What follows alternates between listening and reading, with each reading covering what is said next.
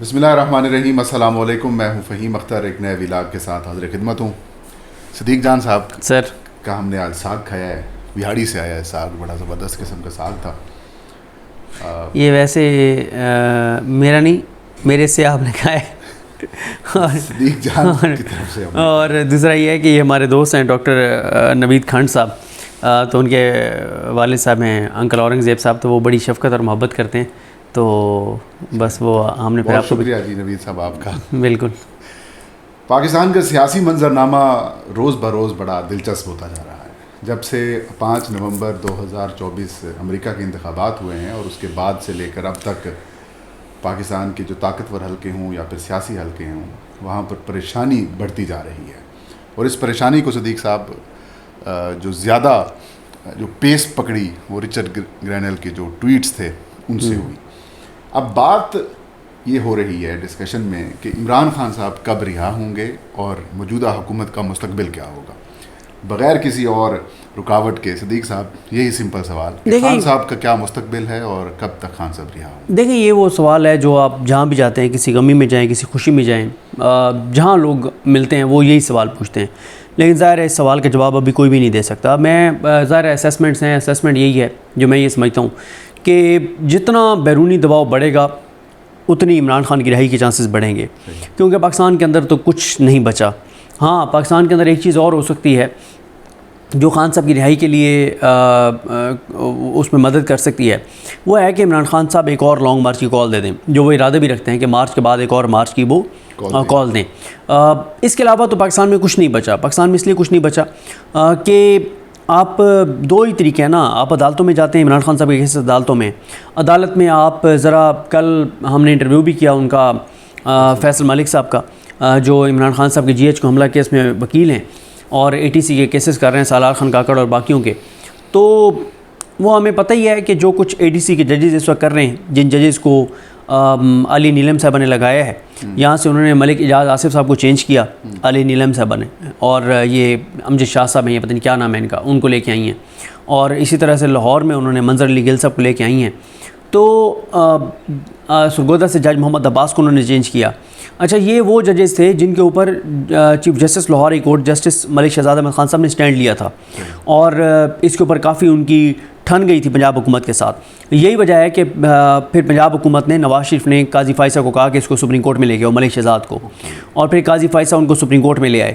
اور وہ گھٹیا انسان جو تھا, جو گھٹیا انسان پتہ نہیں اب کہاں پہ چھپ کے اور بل میں چھپا ہوا ہے, گھٹیا انسان پاکستان کو تباہ اور برباد کر کے اور خود بیرون ملک اپنے احساس و جدادیں جو ہے انجوائے کر رہا ہے, وہ نیچ انسان, وہ غلیظ انسان. میں تو اس سے آگے جانا چاہتا ہوں. بلاول نے جو لفظ کہا تھا کہ وہ پارلیمانی لفظ ہے, وہاں تک جانا چاہتا ہوں, لیکن پھر میں رک جاتا ہوں. تو وہ ملک شہزاد صاحب جب آئے, علی نیلم صاحب کو بنایا گیا, تو علی نیلم صاحب پہنچ چکے ہوں گے. ہاں لوگ پہنچ چکے ہوں گے, لوگوں کو پتہ ہے. لوگ تو خیر اس سے بھی آگے جائیں گے, لیکن میں چلیں ابھی وہاں تک رکتا ہوں جہاں تک بلاول بھٹو زرداری نے جو لفظ ایک کہا تھا مریم نواز کی گرفتاری کے بعد. تو اب مسئلہ ہے کہ ملک شہزاد صاحب جب آگے, علی نیلم صاحب نے ججز چینج کر دی, اور اس کے بعد پھر جب یحییٰ افریدی صاحب آئے, تو یحییٰ افریدی صاحب نے آتے ہی جناب بڑی بڑی باتیں کروڑوں کی, تو دکان پکوڑوں کی. تو یحییٰ افریدی صاحب نے جناب کہا کہ جناب ATC کے ججز کو, ایڈمن ججز کو بلا کے کہ جی ایسی کی تیسی, اب کوئی ایسی بات نہیں ہوگی, کوئی انٹرفیرنس نہیں ہوگی, کہیں انٹرفیرنس ہو مجھے بتائیں, آزادانہ فیصلے ہوں گے, ATC کے ججز آزادانہ فیصلہ کریں. انہوں نے کہا جی ہم آپ کو بتاتے ہیں. پھر انہوں نے ایسے آزادانہ فیصلے کر رہے ہیں, منظر علی گل صاحب ہوں یا یہ امجد شاہ صاحب ہوں, ATC اور پنڈی کے جج, کہ انصاف نہ صرف ہو رہا ہے بلکہ ہوتا ہوا نظر بھی آ رہا ہے. تو اس لیے اب دیکھیں نا کہ پاکستان کی عدالتوں سے تو آپ نے کیا ہوپ رکھنی ہے کہ یہاں پہ عمران خان صاحب کا توشہ خانہ 2 کیس سن رہے ہیں. شاہ رخ ارجمن صاحب جو ہیں وہ سردیوں کی چھٹیوں کے باوجود توشہ خانہ 2 کو 23 سے آگے بڑھا رہے ہیں. صحیح, ٹھیک ہے. اب شاہ رخ ارجمن صاحب جو ہیں ان کا نام کیا ہوا ہے, جج ہائی کورٹ کے لیے, اور اسی لیے وہ سردیوں میں بھی پرفارمنس دکھا رہے ہیں. ٹھیک ہے. اور میں نا کبھی کبھی یہ سوچتا ہوں کہ ہم نے پاکستان کے اداروں کو کس طرح سے ہم تباہ کر رہے ہیں. یعنی ہائی کورٹ کے ججز کے لیے اب ان ججز کو نامینیٹ کیا جا رہا ہے, نامزد کیا جا رہا ہے جو حکومت اور حکومتی اداروں کے کہنے کے اوپر عمران خان کے خلاف فیصلے دے رہے ہیں. مطلب شاہ رخ ارجمان صاحب کا نام ہے, یہ آ چکا ہے. ہمایوں دلاور صاحب نے عمران خان صاحب کو سزا دی توشخانہ فوجداری کیس میں، تو ان کا نام آیا ہوا ہائی کورٹ کے جج کے لیے. تیسرے یہ اعظم خان صاحب جن کے پاس جنہوں نے ایز اے سیشن جج نیچے ججز سارے ان کو جس طرح سے لے کے چل رہے ہیں، اور اب ان کے پاس 26 نومبر والا استغاثہ بھی ہے پی ٹی آئی کے شہید کارکنان والا ہے، تو ان کا نام کیا ہوا ہے. تو یہ بڑی بدقسمتی ہے کہ ہم اپنی شارٹ ٹرم مفادات کے لیے پاکستان کے اداروں کو کیسے تباہ کر رہے ہیں. اب مجھے بتائیں کہ ڈسٹرکٹ کورٹ کے اندر وہ جج جو میرٹ پہ فیصلے کر رہے ہیں، جو آئین اور قانون کے مطابق فیصلے کر رہے ہیں، جو اپنے حلف کے مطابق فیصلے کر رہے ہیں، ان کو آپ یہ میسج دے رہے ہیں کہ ٹھیک ہے پھر تم اپنے حلف کے مطابق فیصلے دو، تم اپنے ضمیر کے مطابق دو، پھر تم یہیں پہ ریٹائر ہو جاؤ گے، کوئی تمہاری ترقی نہیں ہوگی. اور جو عدت کیس میں فیصلہ سزا دینے والے تھے عمران خان کو، قدرت اللہ صاحب، ان کی ترقی ہوگی، ان کے نام بھی آگے اوپر. تو اس سارے میں سر بات یہ ہے کہ یہ اس وقت کرائٹیریا پاکستانی عدالتوں کا، اور اوپر یحییٰ افریدی صاحب بیٹھے ہیں، ادھر علی نیلم صاحب بیٹھے ہیں، ادھر عامر فاروق صاحب بیٹھے ہیں، تو آئینی بینچ پہ اپنا وہ بٹھایا امین الدین خان صاحب بیٹھے ہیں، اور جمال خان مندوخیل صاحب اور محمد علی مظہر صاحب بیٹھے ہیں، مسرت ہلالی صاحبہ اور نعیم اختر افغان صاحب بیٹھے ہیں. تو اس لیے عدالتوں سے تو کچھ بھی نہیں نکلنا. اور ایسے عدالتوں کا فیصلہ ماننا کس نے؟ ٹھیک ہے، نہیں یہ تو مطلب وہ تو پھر جب عدالتیں، یہ تو ابھی اگر یحییٰ افریدی صاحب نہ بنتے چیف جسٹس پاکستان تو پھر کیسے نہ ہوتا مخصوص نشستوں والا کیس، آپ کے دو جو اسکندر راجہ ہیں کیسے نہ عمل درآمد کرتے. ٹھیک ہے، منصور علی شاہ صاحب چیف جسٹس پاکستان ہوتے تو انہوں نے کوسار تھانے کے ایس ایچ او کو بلا کے آنا تھا کہ لے آؤ اسکندر راجہ کو، ٹھیک ہے نا، اور پھر وہ جیسے لے کے آتے پورا میڈیا کوریج کر رہا ہوتا. ٹھیک ہے، بندیال صاحب اس لیے نہیں کروا سکے کہ بندیال صاحب کے دور میں سپریم کورٹ کو قاضی فائز عیسیٰ اور منصور علی شاہ صاحب نے مل کے کمزور کیا تھا. اس وقت منصور علی شاہ صاحب جو ہیں ہائی جیک تو نہیں، یعنی کمزور کیا تھا، عدلیہ کو تقسیم کر دیا تھا. اس وقت تو قاضی فائز صاحب، منصور علی شاہ، یہ سارے ایک طرف تھے، 7-8 جج تھے جنہوں نے سپریم کورٹ کو تقسیم کیا تھا اور کمزور کیا تھا. ٹھیک ہے، تو اس وقت ظاہر ہے یہ قصوروار ہیں. ایون کہ اس وقت اب چلیں نام نہیں لیتے، وہ جج جو آج کل بڑے آئین اور قانون کے ساتھ کھڑے ہیں، ٹھیک ہے، تو وہ چھوڑ دیں، تو وہ سارے بھی وہ قاضی فائز صاحب کے ساتھ کھڑے تھے، منصور علی شاہ صاحب کے ساتھ کھڑے تھے، اور انہوں نے سپریم کورٹ کو کمزور کیا. تو اس لیے سپریم کورٹ بے وقت ہوئی. لیکن اب پھر کیا ہوا ہے؟ ختم ہو گیا. اب پورے ادارے ختم ہو گیا نا، پورے ادارے کی ٹکے کی اوقات نہیں رہ گئی، ٹکے کی کوئی عزت نہیں رہ گئی. ان سے تو وہ ٹھیک ہے، ڈسٹرکٹ کورٹ کے ججز ہیں وہ زیادہ امپاور. سر میں کہتا ہوں آپ جائیں نا، وہ جو میاں اظہر ندیم جو ہیں، جو ڈسٹرکٹ کورٹ میں بیٹھے ہوئے ہیں، جو شبیر بھٹی صاحب بیٹھے ہوئے ہیں، جو نصر من اللہ بیٹھے ہوئے ہیں، تو یہ ان کے پاس اختیارات زیادہ ہیں یحییٰ افریدی صاحب سے. یحییٰ افریدی صاحب نے اس طرح سے اپنے اختیارات سرنڈر کیے ہیں. تو میں یہ سمجھتا ہوں کہ جو بھی چیز ہونی ہے وہ انٹرنیشنل ہونی ہے، انٹرنیشنلی ہونی ہے، اور اس کے لیے آپ کو پتہ ہے اوورسیز پاکستانی جو ہیں جس طرح سے لگے ہوئے ہیں، ڈٹے ہوئے ہیں، آگے بڑھ رہے ہیں، تو باہر سے دباؤ تو بڑھے گا، کیونکہ جو بھی ہونا ہے باہر سے ہونا ہے. یا میں نے آپ کو بتا دیا ہے کہ مارچ کے بعد اگر مارچ کی عمران خان کال دیتے ہیں، یعنی فیبرری میں اگر وہ کال دے دیتے ہیں، تو پھر یہ ایک سیریس معاملہ ہوگا.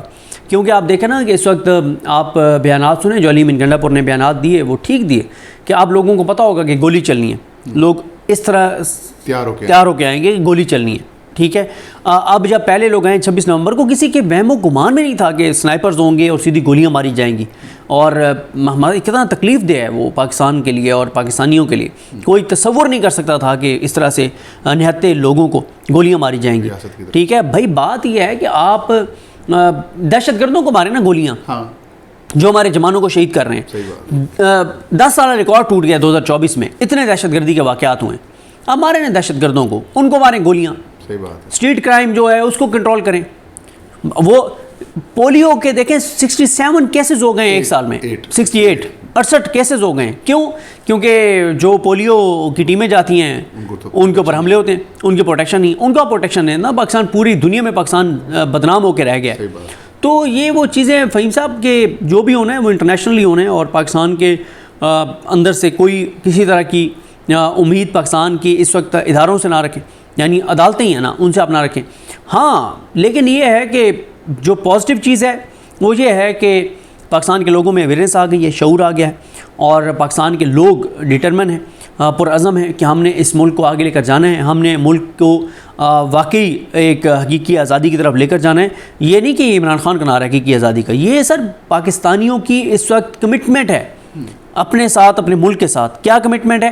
کہ ہمیں اپنی ڈگنیٹی چاہیے، ہمیں عزت چاہیے، احترام چاہیے، خودداری چاہیے، وقار چاہیے. مطلب ہم جس کو ووٹ ڈالیں اسی کو ووٹ وہ نکلے. ہم بات کرنا چاہیں ہماری بات سنی جائے. لوگوں کے ساتھ اس طرح کا سلوک ہونا چاہیے جیسے ریاست کا اپنے شہریوں کے ساتھ ہونا چاہیے.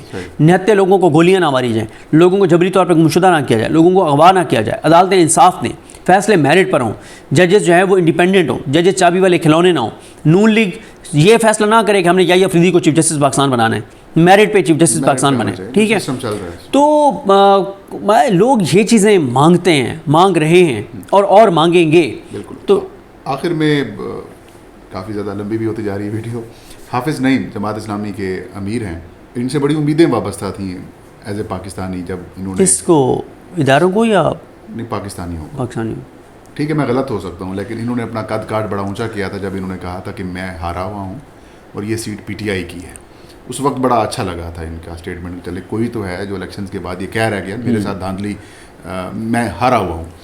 لیکن ان کا کل ایک دو روز پہلے آپ نے یقیناً بیان بھی پڑھا ہوگا جس میں وہ عمران خان صاحب سے یہ مطالبہ کر رہے ہیں کہ وہ اسرائیل کے حوالے سے جو ہے وہ مذمت کریں یا کوئی بیان دیں یا ڈسون کریں کچھ اس طریقے سے. اس بیان کا اس موقع کے اوپر کیا مقصد ہے جب عمران خان کلیئر پوزیشن رکھتے ہیں اسرائیل کے حوالے سے؟ دیکھیں بات یہ ہے کہ جماعت اسلامی ہو, مسلم لیگ نون ہو, پیپلز پارٹی ہو, یہ اس بات پر ایمان لا چکے ہیں کہ پاکستان کے اندر وہ پولیٹیکل پارٹی آگے جا سکتی ہے یا اس کو اسپیس مل سکتی ہے جس کو اسٹیبلشمنٹ دے گی. تو جماعت اسلامی بڑی کلیئر ہے کہ ہمیں جو ملنا ہے وہ اسٹیبلشمنٹ سے ملنا ہے. جماعت اسلامی کبھی اسٹیبلشمنٹ کے خلاف نہیں کھڑی ہوگی, جماعت اسلامی کبھی ظلم کے خلاف نہیں کھڑی ہوگی. غزہ کی بات کریں گے, پاکستان کے اندر ظلم, جبر, بربریت, یزیدیت, فسادیت کی بات نہیں کریں گے, پاکستان کے اندر ناانصافی پہ بات نہیں کریں گے. ایک کوریج لینے کے لیے کچھ ڈرامے کیے جائیں گے, کبھی کسانوں کے اوپر, کبھی یہاں پہ بجلی کی قیمتیں کم کروانے آئے تھے, بجلی کی قیمتیں بڑھوا کے چلے گئے. تو جماعت اسلامی کو بڑی کلیئرٹی ہے, آپ ان سے اختلاف کر سکتے ہیں, لیکن اب ان کی کلیئرٹی ہے کہ پاکستان کے اندر اگر سیاست کرنی ہے تو وہ اسٹیبلشمنٹ کے ساتھ مل کے کرنی ہے, نہیں تو اسٹیبلشمنٹ جو ہے وہ اگر پاکستان کی سب سے پاپولر جماعت کے ساتھ اتنا کچھ کر سکتی ہے تو ہم کیا بیچتے ہیں, ہمارے ساتھ اس سے برا سلوک کریں گے. لیکن بات یہ ہے کہ پھر مجھے صرف اعتراض جو ہوتا ہے نا وہ اسلام کے نام مجھے صرف اس لیے ہوتا ہے, مذہبی تنظیموں سے مجھے یہی مسئلہ ہوتا ہے کہ آپ اسلام کے نام پہ سیاست کر رہے ہیں نا, دین کے نام پہ کر رہے ہیں. تو دین تو یہ نہیں کہتا کہ آپ ظلم کے اوپر خاموش رہیں اور آپ طاقتور جو کوئی قابض ہے یا کوئی طاقتور ہے جو ظالم ہے اس کے ساتھ سودے بازی کر کے اور آپ اقتدار میں آئیں. تو جماعت اسلامی بڑی کلیئر ہے, وہ کہتے ہیں کہ ہم جیت گئے تھے وہاں پہ میئر کا الیکشن, ہمیں ہرا دیا گیا, پیپلز پارٹی کو جتوا دیا گیا, ہماری سیٹیں جو ہم نے جیتی بھی تھیں وہ بھی ہمیں ہرا دی گئیں, اور جن کو 2 اکثریت پاکستان کے لوگوں نے دی تھی 8 فروری کو, ان کو کہاں پہ لے آئے, جن کے پاس 17 سیٹیں تھیں ان کو اقتدار دے دیا گیا. تو جماعت اسلامی کو بہت کلیئرٹی ہے کہ ہم نے اسٹیبلشمنٹ کے ساتھ چلنا ہے, اور جماعت اسلامی اگر اسٹیبلشمنٹ کے خلاف بھی بیانات دے گی تو اسٹیبلشمنٹ کی رضامندی سے دے گی کہ جی عمران خان کیونکہ اینٹی اسٹیبلشمنٹ ہیں تو ان کی پاپولیرٹی بہت بڑھ گئی ہے, ہمیں بھی تھوڑا سا موقع دیں, ہم آپ کو گالیاں دے کے اور ووٹ بینک اپنا بڑھا لیں, پھر کام تو آپ کے ہی آنا ہے. تو ان کو اس چیز کی اجازت مل جائے گی. یہ جو بیان انہوں نے دیا نا, بیسیکلی انہوں نے ایک اسٹیبلشمنٹ کو ایک کہا ہے کہ دیکھیں پیپلز پارٹی نون لیگ وہ بیانیہ نہیں بنا پا رہے, میرے پاس تو لوگ بھی ہیں, دیکھیں میں غزہ مارچ میں لوگوں کو لے کے نکلا ہوں اور ادھر میں نے عمران خان کے لیے ایک عمران خان کے خلاف بیانیہ بنایا ہے. لیکن اس وقت یہ بات چاہے حافظ نعیم الرحمان صاحب ہوں, چاہے پاکستان کا کوئی بھی پولیٹیشین ہو, اس کو یہ بات پتہ ہونی چاہیے کہ پاکستان کے لوگ بہت آگے نکل گئے ہوئے ہیں اویئرنیس میں, شعور میں, اور اب کوئی بھی جماعت جو ہے وہ اگر چابی والے کھلونے کا کردار ادا کرے گی تو پاکستان کے لوگ اس سے نفرت کا اظہار کریں گے, اس کی مخالفت کریں گے اور اس کا ساتھ نہیں دیں گے, چاہے وہ کوئی بھی جماعت کیوں نہ ہو. اس کا پہلو ایک یہ بھی تو ہو سکتا ہے کہ ڈونلڈ ٹرمپ آ رہے ہیں, اور اگر وہ اسرائیل یا غزہ والے معاملے کے اوپر کوئی سٹینڈ لیتے ہیں یا پھر پاکستانی حکومت کے اس معاملے کو دیکھتے ہیں, تو کیا عمران خان کا جو بیان ہے اس کو اچھالا جائے گا وہاں تک تاکہ پھر ٹرمپ کو مائل کیا جائے؟ دیکھیں بات یہ ہے کہ عمران خان صاحب جو ہے نا ان کی بڑی کلیئرٹی ہے کشمیر کے معاملے کے اوپر اور غزہ کے معاملے کے اوپر, فلسطین کے معاملے کے اوپر, اسرائیل کے معاملے کے اوپر. عمران خان کو کوئی اس میں ابہام نہیں ہے, اور عمران خان سے زیادہ جرأت مندانہ جو موقف ہے وہ کسی کا ہے بھی نہیں. تو اس لیے یہ جو ہے نا جماعت اسلامی کی طرف سے کہنا یا کسی کی طرف سے بھی, یہ تو ایک فضول بات ہے. جماعت اسلامی وہی ہے نا جو یہاں محسن نقوی کے ساتھ بیٹھ کے ڈیلنگ کرتے ہیں, محسن نقوی کے ساتھ بیٹھ کے وہ کرتے ہیں کہ جی ساکھ ڈار فلسطین کے لیے آواز اٹھائے گا. اللہ کی شان ہے, اللہ کی قدرت ہے, اب کیا کہہ سکتے ہیں. بہت شکریہ صدیق جان, لمبی ہو گئی ویڈیو. ناظرین یہ تھا آج کا ویلاگ, مجھے اور صدیق کو اجازت دیجیے. اللہ ہم سب کا حامی ناصر.